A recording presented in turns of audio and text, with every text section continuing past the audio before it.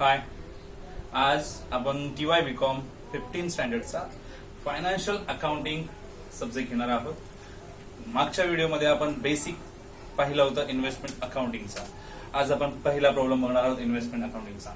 चला रीड करूया. तर इथून स्टार्ट होत आहे. ठीक आहे. ऑन 1st April 2011 मिस प्रचिती had 1,009% debentures of ₹100 each at ₹108 in KK Limited held as investment. इथे कंप्लीट होतं सेंटेन्स. ओके. सो डेट आहे 1st April म्हणजे ओपनिंग डेट आहे आणि त्या डेटला आधीपासूनच प्रचितीकडे 1000 डिबेंचर होते. 1000 ही क्वांटिटी आहे. 9% हा इंटरेस्ट रेट आहे. इंटरेस्टचा रेट नावासोबत असतो डिबेंचरच्या. सो म्हणून 9% डिबेंचर्स. 1000 debentures quantity. तर 1000 डिबेंचर्स आहेत तिच्याकडे. ₹100 फेस व्हॅल्यू असणार आहे, ज्याची त्यावेळेस व्हॅल्यू होती 108 मार्केट व्हॅल्यू. केके लिमिटेड या कंपनीचे ते डिबेंचर्स आहेत. त्यांनी इन्व्हेस्टमेंट म्हणून हेल्ड केलेले आहे. KK limited pays interest on 30 June and 31 December each year. प्रत्येक वर्षाला केके लिमिटेड इंटरेस्ट प्रोव्हाइड करतो, इंटरेस्ट देतो 30 जून आणि 31 डिसेंबरला. म्हणजे समजा जर तुम्ही डिबेंचर घेतले असतील तर तुमची इन्व्हेस्टमेंट आहे आणि तुम्ही डिबेंचर घेतले म्हणजे कंपनीला लोन प्रोव्हाइड करता आणि त्या लोनवर तुम्हाला इंटरेस्ट मिळणार आहे. मग कंपनी ज्यावेळेस इंटरेस्ट देणार तर तुमच्यासाठी इन्कम आहे. मग प्रचितीच्या बुक्स मध्ये जर आपण बघत आहोत, इन द बुक्स ऑफ प्रचिती जर आपण पाहत आहोत तर तिने केलेली ही इन्व्हेस्टमेंट आहे आणि त्याच्या बदल्यात तिला 30 जून आणि 31 डिसेंबरला इंटरेस्ट मिळणार आहे आणि ते देण्याचं काम करणारी ती कंपनी, ज्या कंपनीचे डिबेंचर आहे. ठीक आहे.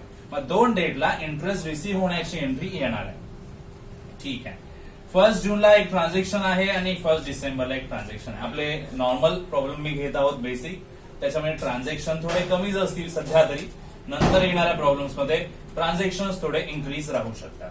1st जून 2011 ला ट्रान्झॅक्शन काय आहे? She purchase 809% debentures at ₹98 ex interest. तिने परचेस केले 800 डिबेंचर्स. ओके. 98 एक्स इंटरेस्टला. फेस व्हॅल्यू सेमच असते, पुन्हा पुन्हा सांगायची गरज नाहीये. फेस व्हॅल्यू नेहमी 100. क्वांटिटी किती आली इथे? 800 डिबेंचर्स. त्यांची मार्केट व्हॅल्यू त्यावेळेस किती होती? 98. फेस व्हॅल्यू जी आहे नेहमी कॉन्स्टंट असते. 100 आहे तर 100च राहणार. मार्केट व्हॅल्यू चेंजिंग राहू शकते आणि ही मार्केट व्हॅल्यू इथे आपल्याला सांगितलेली आहे 98. ठीक आहे. नाव 1st डिसेंबर 2011 ला आणखीन एक ट्रान्झॅक्शन झालेलं आहे. She sold 909% debentures at ₹105 ex interest. So transaction ex interest वर आहेत म्हणजे इंटरेस्ट एक्सक्लूड आहे. याचा उपयोग पुढे काय होणार, कसे ट्रान्झॅक्शन येणार हे मी तुम्हाला नंतर सांगेन. जस्ट एवढा फोकस करा. किती डिबेंचर्स सेल झालेले आहेत? 900 आणि त्याची व्हॅल्यू त्यावेळेस मार्केटमध्ये 105 होती. मार्केट व्हॅल्यू 105 होती. Prepare investment in 9% debentures account for the year ending 31 March 2012. Okay. So investment account बनवायचं आपल्याला. So in the books of प्रचिती इन्व्हेस्टमेंट इन 9% डिबेंचर्स अकाउंट. पुढे मेन्शन करू शकतो पिरियड आपण for the year ending 31 March 2012. आता महत्वाचा पार्ट काय येतो इथे, तो आपल्याला इम्पॉर्टंट लक्ष द्यायचा आहे. तर मी वर्किंग इथे क्रिएट करणार आहे, ज्याच्यामध्ये मी तुम्हाला मागच्या व्हिडिओमध्ये सांगितलं होतं वर्किंग आपल्याला गरजेची आहे. LDI last date of interest, DOT date of transaction, months, interest calculation इथे होणार आहे. इंटरेस्टच्या डेट्स आहेत 30 जून आणि 31 डिसेंबर. 9% हे डिबेंचरच्या पुढेच दिलेले आहेत. ते 9% इथे आले कॅल्क्युलेशन साठी. आणि दोन डेट्सला इंटरेस्ट रिसिव्ड होणार आहे. त्या डेट्स आहेत 30 जून आणि 31 डिसेंबर. तर या दोन महत्वाच्या डेट्स आहेत.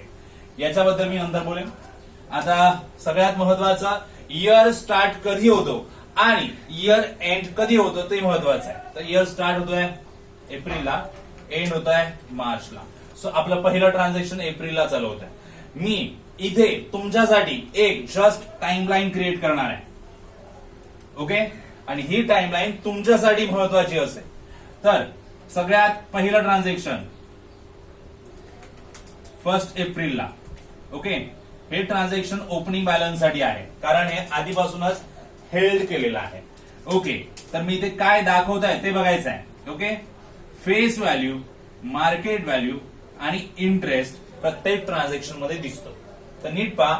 फेस व्हॅल्यू 100 आहे एका डिबेंचरची. एका असे किती डिबेंचर होते त्यावेळेस? 1000. सो 1000 into 100 किती फेस व्हॅल्यू होईल? 1 lakh rupees. Okay. Market value 1000 debentures आहेत, त्याची मार्केट व्हॅल्यू किती आहे ते 108. आता हे जर इंटू केले तर किती होणार? 1,08,000 मार्केट व्हॅल्यू. इंटरेस्ट कॅल्क्युलेट करावा लागेल. मी पुढे तुम्हाला सांगतो इंटरेस्ट कॅल्क्युलेशन कसं असेल. ठीक आहे. 1 एप्रिल नंतर कोणत्या डेटचं ट्रान्झॅक्शन असेल? इन ऑल प्रॉब्लेम तुम्हाला डेट्स कुठे कुठे दिलाय? 1 एप्रिल, 1 जून अँड 1 डिसेंबर. हे बॅलन्स, हे परचेस आणि हे सेल. आणि मध्ये इंटरेस्टच्या 2 डेट्स दिल्या आहेत, 30 जून आणि 31 डिसेंबर. तर एप्रिल नंतर येणारी डेट 1 जून असेल. सो नेक्स्ट ट्रान्झॅक्शन 1 जून.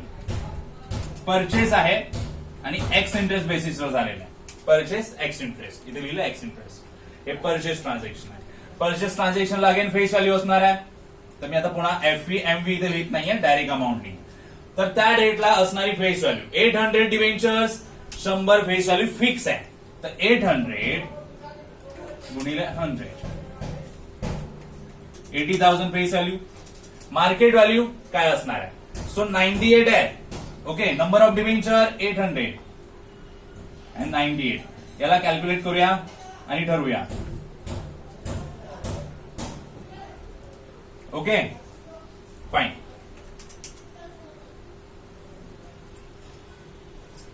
नेक्स्ट डेट काय असणार आहे ते बघायचं आपल्याला. 1 जूनचं हे ट्रान्झॅक्शन. आफ्टर 1 जून काय येणार? 1 जून नंतर 30 जून. 30 जून इंटरेस्ट रिसिव्ड. ओके. याचं कॅल्क्युलेशन पुढे होणार आहे, त्यामुळे आता ते लिहू शकत नाही आपण.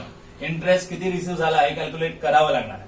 आफ्टर दॅट 30 जून नंतर येणारी डेट, 30 जून नंतर येणार 1 डिसेंबर.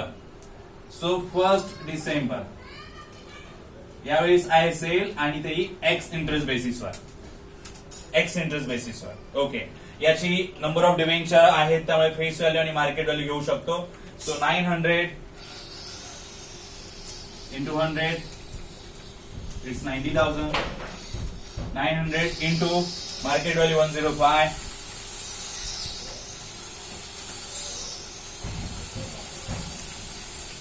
94,500 व्हॅल्यू येणार.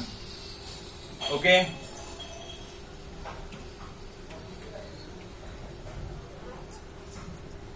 ओके. 78,400. नाव आफ्टर 1 डिसेंबर. 1 डिसेंबर नंतर डेट काय येते? 31 डिसेंबर. कशासाठी 31 डिसेंबर?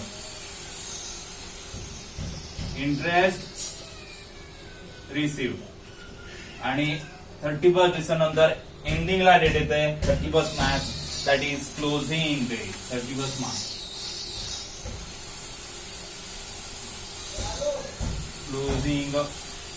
क्लोजिंगचं काय कॅल्क्युलेशन एवढं नाही. आता महत्वाचं म्हणजे मला फक्त इंटरेस्ट कॅल्क्युलेशन फाइंड आउट करायचे आहे. ठीक आहे. मी सेल ट्रान्झॅक्शनचं नाही पण बाकी ट्रान्झॅक्शनचं आधी करून घेऊ शकतो. सगळ्यात आधी पहिला ट्रान्झॅक्शन आहे 1 एप्रिलचा. मी पोस्ट करणार आहे ते आणि इंटरेस्ट सुद्धा कॅल्क्युलेट करणार आहे. मी जस्ट माझ्या माहितीसाठी आणि तुम्हाला कळावं म्हणून हे लिहून घेतलेलं आहे. पहिलं ट्रान्झॅक्शन 1 एप्रिल ओपनिंग, नंतरचं ट्रान्झॅक्शन 1 जून. डेट वाईज ट्रान्झॅक्शन अरेंज केलंय. परचेस आहे, त्याची फेस व्हॅल्यू आणि मार्केट व्हॅल्यू इथे लिहून टाकलेली आहे आपण. 30 जून इंटरेस्ट रिसिव्ड आहे, हा मिळणार अजून शोधला नाही आपण. 1 डिसेंबर सेल आहे तर त्याची फेस व्हॅल्यू मार्केट व्हॅल्यू लिहून घेतली आहे फक्त. 31 डिसेंबर इंटरेस्ट रिसिव्ह हा कॅल्क्युलेट करायचा आहे आणि 31 मार्चला असणारा बॅलन्स तो आपल्याला नंतर मिळेल. ठीक आहे. सो पहिलं ट्रान्झॅक्शन बॅलन्स आहे आणि तुमच्या लक्षात जर फॉर्मॅट असेल कालचा तर लक्षात येईल की इथे आपल्याला बॅलन्स लिहायचा आहे. To balance brought down. Date काय येणार आहे? एप्रिल 1.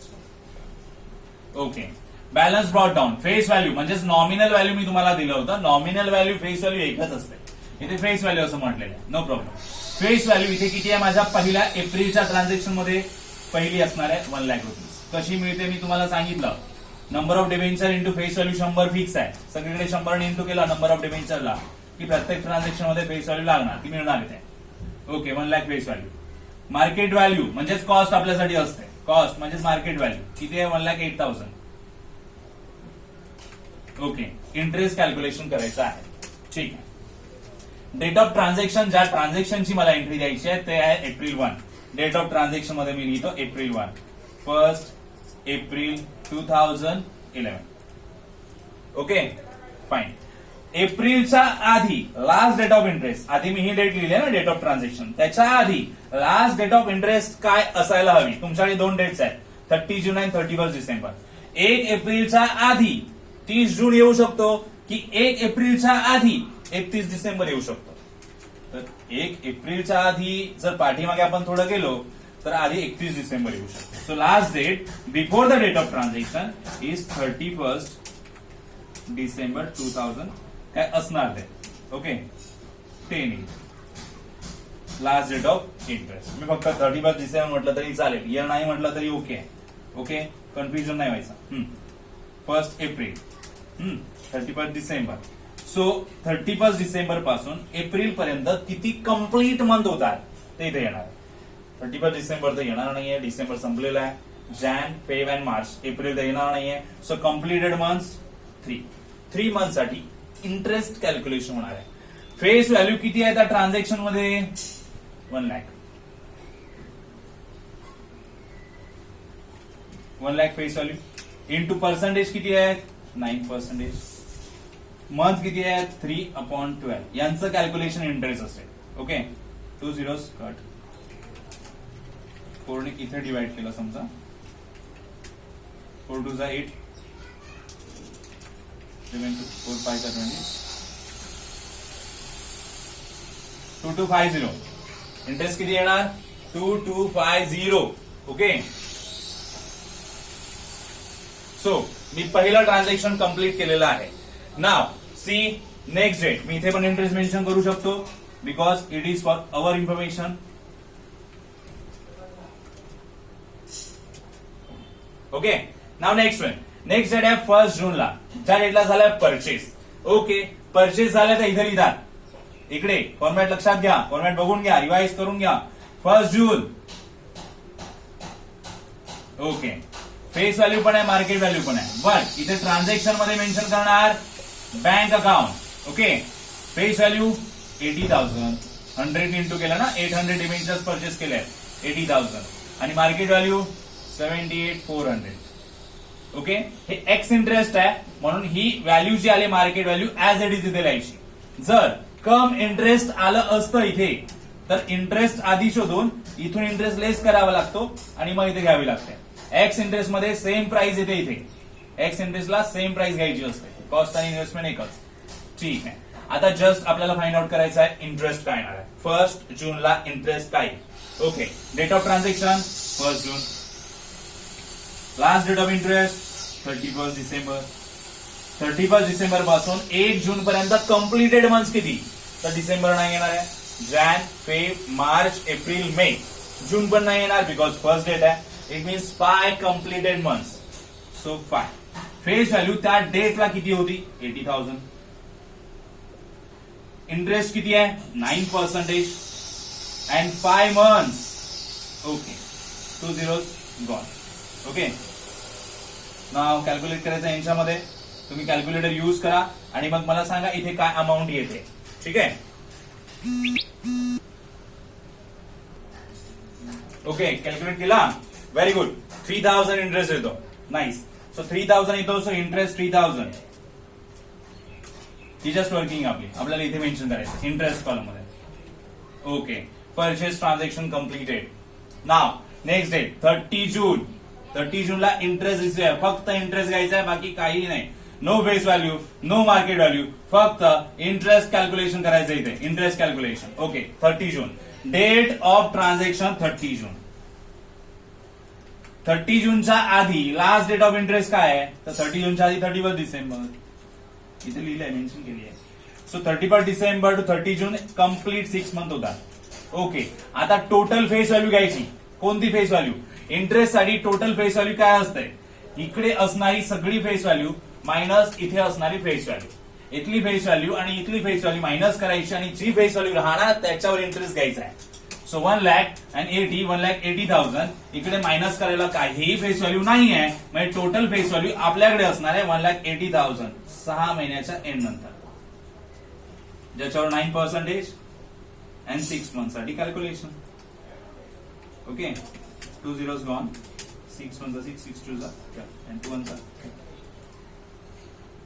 कॅल्क्युलेटर मध्ये कॅल्क्युलेट करा तुम्ही, तुम्हाला आन्सर मिळेल.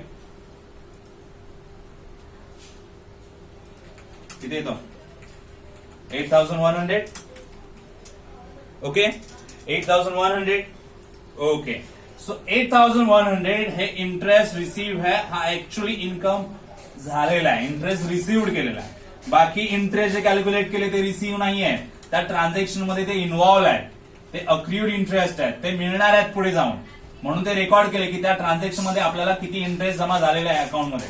बट ऍक्च्युअली रिसीव्ह इथे होणार या डेटला. मग हा रिसीव्ह झालेला इन्कम क्रेडिट साईडला लिहितात. इकडे मी इथे लिहिणार बाय बँक अकाउंट इंटरेस्ट साठी, आणि फक्त इंटरेस्ट कॉलम मध्ये जमा होऊन जाते ती इंटरेस्टची 8100.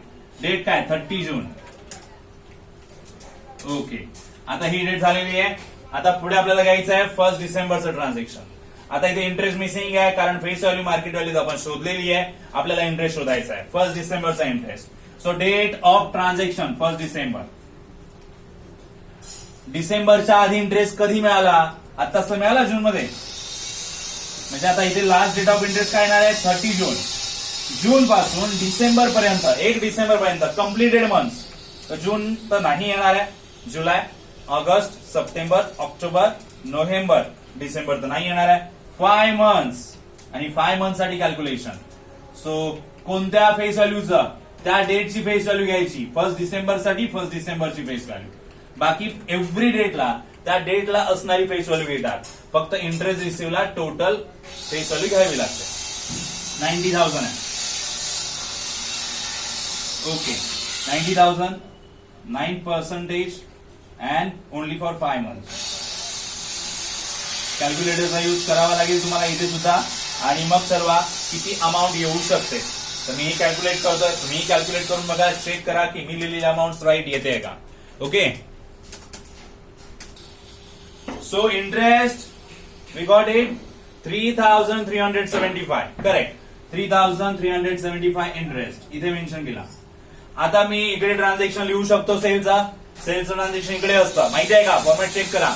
इकडे परचेस आहे, इकडे सेल असतो. सेल ट्रान्झॅक्शन इथे लिहू शकतो बाय बँक अकाउंट. सेलची amount, face value, market value आणि इंटरेस्ट. बट सेलच्या सगळ्या अमाऊंट प्रेझेंट असतानाही मी आधी इथे लिहिणार नाही. हे कॅल्क्युलेट म्हणजेच हे लिहिण्याआधी मला आणखीन काहीतरी शोधावं लागेल, कॅल्क्युलेट करावं लागेल. ते म्हणजे प्रॉफिट और लॉस. तर म्हणून मी ही एंट्री जी आहे मी आत्ताच देत नाहीये, आधी मी प्रॉफिट अँड लॉस शोधून घेतो. तर सेल अमाऊंट एक्स इंटरेस्टला, सेल अमाऊंट एक्स इंटरेस्टला कोणती घ्यायची आहे? Market value 94,500. इथे घेतली 94,500.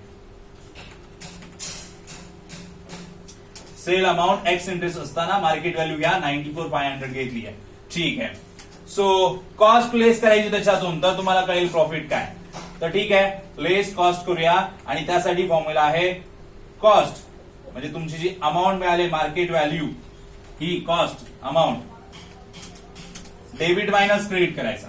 तर इकडे डेबिट आणि इकडे मायनस क्रेडिट. क्रेडिटला काहीच नाहीये, म्हणजे फक्त डेबिटच घेऊया 1,08,000, आणि ही टोटल किती होते ती आपल्याला घ्यायची आहे. सो 186,400 येणार. डेबिट मायनस क्रेडिट तेवढीच येणार 186,400. Face value debit minus credit. डेबिटला फेस व्हॅल्यू 180, क्रेडिटला फेस व्हॅल्यू बिलकुल काही नाहीये. So 1,80,000. Okay, and face value of sale, जेवढा सेल झाला त्याची फेस व्हॅल्यू दॅट इज 90,000. एवढं कॅल्क्युलेशन केलं की तुम्हाला कॉस्ट मिळते. कॉस्ट तर कॅल्क्युलेट करा. कॅल्क्युलेटर्स आहेत तुमच्याकडे, तुम्ही कॅल्क्युलेटर युज करू शकता. So do it. आणि मग इथे प्राइस घेऊया, त्याच्यातून हे लेस केल्यावर कळेल आपल्याला पॉझिटिव्ह अमाऊंट की निगेटिव्ह अमाऊंट. पॉझिटिव्ह अमाऊंट म्हणजे प्रॉफिट, निगेटिव्ह अमाऊंट म्हणजे लॉस. सो चला डिसाइड करूया. सो आपण कॅल्क्युलेट केलेला आहे, तुम्ही पण कॅल्क्युलेट केलाय. आपल्याकडे टोटल अमाऊंट याचं कॅल्क्युलेशन आहे 93,200, आणि याच्यातून हे जेव्हा लेस केले तेव्हा पॉझिटिव्ह अमाऊंट मिळते आहे, and that will be profit. हा प्रॉफिट असेल. ठीक आहे, मी पुन्हा एकदा हे एक्सप्लेन करतो तुम्हाला कशा पद्धतीने घ्यायचा. हा फॉर्म्युला फिक्स राहणार आहे कॉस्ट शोधण्यासाठी. ज्यावेळेस तुम्हाला प्रॉफिट अँड लॉस शोधायचा असेल, सेल मार्केट व्हॅल्यू घ्यायची आहे, ती ही एक्स इंटरेस्ट प्रमाणे. त्याच्यामध्ये इंटरेस्ट इन्क्लूड नको आहे, इंटरेस्ट एक्सक्लूड करून जी अमाऊंट राहते ती. ही ऑलरेडी एक्स इंटरेस्टची अमाऊंट आहे म्हणून तीच घेतली, मार्केट व्हॅल्यू. ओके, कॉस्ट शोधायची आहे तर अमाऊंट तुम्ही घ्यायची आहे डेबिट मधून क्रेडिट वजा करून. डेबिट अमाऊंट टोटल केली, क्रेडिट अमाऊंट जर काही असती तर मी वजा केली असती, मला इथे लिहिता येईल. फेस व्हॅल्यू डेबिट मधून क्रेडिट वजा करायची आहे, फेस व्हॅल्यू टोटल करायची, त्याच्यातून क्रेडिट फेस व्हॅल्यू वजा करायची, इथे लिहायची. ते क्रेडिट फेस व्हॅल्यू काहीच नाहीये म्हणून ती टोटल आली इथे एवढी, इंटू फेस व्हॅल्यू जे सेल केल्यात त्याची तर 90,000 आहे तिथे घेतली, आणि यांचं कॅल्क्युलेशन कॉस्ट येते आणि ती वजा केल्यावर तुम्हाला मिळणार प्रॉफिट किंवा लॉस. आणि हा प्रॉफिट झालेला आहे. फॉर्मॅट चेक करा, प्रॉफिट कोणत्या साईडला लिहिला जातो. प्रॉफिट इकडे आहे की इकडे आहे, इथे लिहिणार प्रॉफिट. ओके, हा प्रॉफिट अँड लॉस अकाउंट नाहीये डेबिटला लॉस लिहायला, क्रेडिटला प्रॉफिट लिहायला. हा प्रॉफिट अँड लॉस अकाउंट नाही, पर्सनल अकाउंट आहे, इन्व्हेस्टमेंट अकाउंट आहे. तुम्हाला प्रॉफिट इकडे दाखवायचं आहे. ओके, लक्षात ठेवा, profit and loss account direct cost amount column मध्ये जाणार. किती येतो प्रॉफिट? 1300. आता तुम्ही सेलच्या सगळ्या अमाऊंट लिहा. जर मी आधी सेलच्या अमाऊंट लिहिल्या असत्या ना, तुम्ही डेबिट मधून क्रेडिट वजा करायला तीच अमाऊंट घेतली असती सेलची, आणि हे रॉंग आहे. त्या ट्रान्झॅक्शनच्या सेलच्या अमाऊंट कोणत्याही इन्व्हॉल्व्ह होत नाही त्याच्यामध्ये कॅल्क्युलेशनला, म्हणून त्या लिहिल्या नाहीत. आधीच मी शोधला प्रॉफिट और लॉस. जर तुम्ही या अमाऊंट लिहून जर हे कॅल्क्युलेशन जर केले, तुमचा आन्सर रॉंगच येणार. सो म्हणून सेल ट्रान्झॅक्शन आधी पोस्ट करू नका, आधी प्रॉफिट अँड लॉस शोधा आणि तो प्रॉफिट अँड लॉस प्रमाणे तुम्ही पोस्ट करा. आता मी डायरेक्ट प्रॉफिट दाखवलेलं आहे इथे, बट हे सुद्धा आता मी लिहू शकतो. ठीक आहे, सो इथे येणार आहे 1 डिसेंबरचं transaction. December 1 by bank account. सगळे अमाऊंट लिहिणार आपण. 90,000 face value, 94,500 market value and 3375 interest. Okay, so 1 डिसेंबरची एंट्री कंप्लीट झालेली आहे. ओके, नाव नेक्स्ट एंट्री जाऊया 31 डिसेंबरला. 1 डिसेंबरला मी सेलच्या तिन्ही अमाऊंट दाखवल्या प्लस प्रॉफिट अँड लॉसेस दाखवलाय, त्याची डेट लिहायची राहिली आहे माझी, तर मी इथे लिहितो. ठीक, आता मी जातो 31 डिसेंबर कडे. इंटरेस्ट रिसिव्ड आहे, आधीच मेन्शन केलं इंटरेस्ट रिसिव्ड. तर इंटरेस्ट रिसिव्ह साठी date of transaction is 31 December आणि लास्ट डेट ऑफ इंटरेस्ट कोणता आहे? डिसेंबरच्या आधी जून. 6 मंथली इंटरेस्ट आहे ना, तर 6 मंथचा कॅल्क्युलेशन तुम्हाला सांगितलं. जर टोटल इंटरेस्ट रिसिव्ह करताना टोटल फेस व्हॅल्यू शोधायची असते. इथे किती 1,80,000 आणि इकडची फेस व्हॅल्यू वजा करायची, मग तुम्हाला इंटरेस्ट कॅल्क्युलेशन लागणारी फेस व्हॅल्यू मिळेल. सो 1,80,000 मायनस 90,000, किती फेस व्हॅल्यू बॅलन्स राहत आहे 90,000, तिथे घ्यायची आहे 90,000 9% अँड 6 मंथ साठी calculation. Okay, so 2 zeros cut, 6 1 6 6 2 and calculate करा, इंटू करा, तुम्हाला इंटरेस्टची अमाऊंट मिळेल. तुमच्याकडे कॅल्क्युलेटर आहे, तुम्ही कॅल्क्युलेटर यूज करू शकता. Do it. So calculation amount will be 4050. Okay, आणि तुम्हाला माहिती आहे इंटरेस्ट रिसिव्ह कुठे लिहिणार आहोत आपण? क्रेडिट साईडला bye bank, direct interest column मध्ये, बाकी कुठेच अमाऊंट नाही दिसत. 4050. डेट ऑफ ट्रान्झॅक्शन डिसेंबर 31 आणि लास्ट आता 31 मार्चला आपण क्लोजिंग करणार आहोत. तर चला क्लोजिंग ट्रान्झॅक्शन कसे दिसणार आता बघायचं. इथे फक्त आपण क्लोज करणार आहे डिसेंबर 31, नंतर येईल डेट मार्च 31, म्हणजे इयर चेंज होतो 2012 मार्च 31. ओके ओके, क्लोजिंग करूया. 1,80,000 इथे फेस व्हॅल्यू, 1,80,000 इथे face value, total balance face value 90,000. मी इथे मेन्शन करणार by balance brought down. Okay, now market value आपल्याला लिहायची आहे, तर टोटल करून इथे लिहिणार आपण 187,700. ओके, 187,700 लेस करून जी राहणार तिथे लिहायची आहे.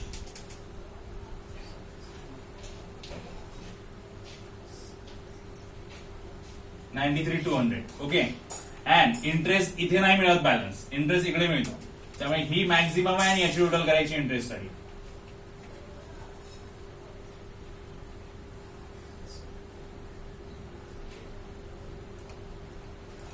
कॅल्क्युलेटर्स आहेत तुमच्याकडे, तुम्ही युज करू शकता. माझी अमाऊंट कदाचित रॉंग होऊ शकते, तर तुम्ही ती करेक्ट करायची आहे कॅल्क्युलेटरचा युज करून. ओके, बॅलन्स इथे मिळणार, तो प्रॉफिट अँड लॉस असणार आहे इथे मिळणार. याच्यातून ही वरची अमाऊंट कम्प्लिटली लेस होईल. सो आपण इथे लिहिणार होती आणि डेट येणार 31 मार्च. इयर चेंज होणार कारण वरती 2011 आहे. सो नेक्स्ट इयरचा मार्च दिसेल मार्च 31 बिकॉज मार्च 31 ला एंडिंग असणार आहे. सो ही टोटल अमाऊंट लेस करून इथे लिहायची आपल्याला. So we will right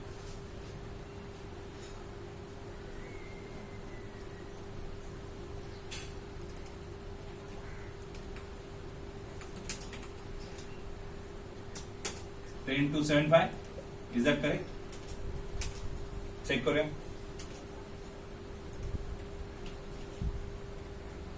no it is not correct. Something is missing. मी सांगतो काय मिसिंग आहे. लक्ष द्यायचंय.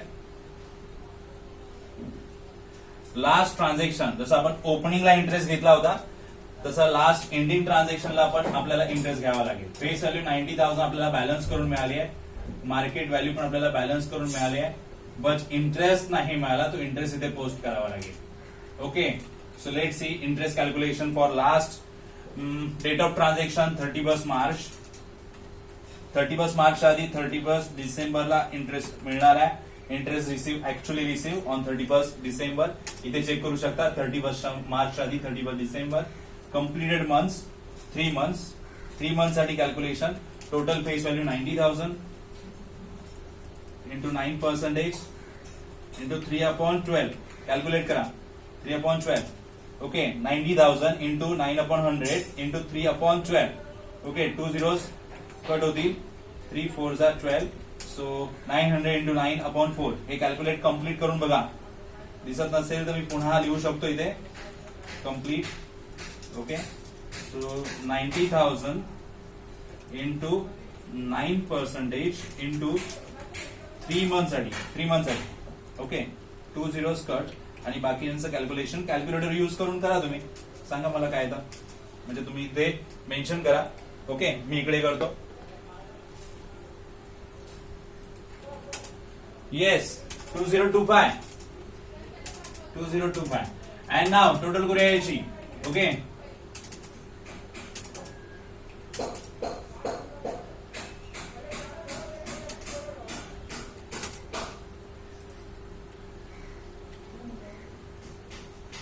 चेक दॅट टोटल एवढे येते का. कॅल्क्युलेटर यूज करा. 70,550. Now I will write it here 70,550 आणि मग याच्यातून या कम्प्लीट अमाऊंट लेस करा आणि इथे लिहा.